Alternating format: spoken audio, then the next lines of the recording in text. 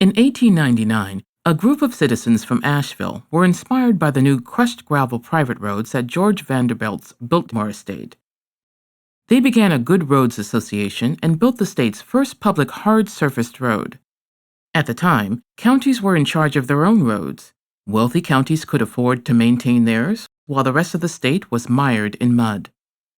A growing chorus of voices called for the state to step in, with Hattie Moorhead Berry leading the charge. Berry was known as the Mother of Good Roads for mobilizing thousands of people from across the state. In 1921, with support from Governor Cameron Morrison, the state legislature passed the Good Roads Act. The law paid for almost 8,000 miles of improved roads and placed the state at the center of road building, something that continues to this day. This proved only a first step. By the end of World War II, North Carolina's roads were inadequate to support the state's rapidly growing population.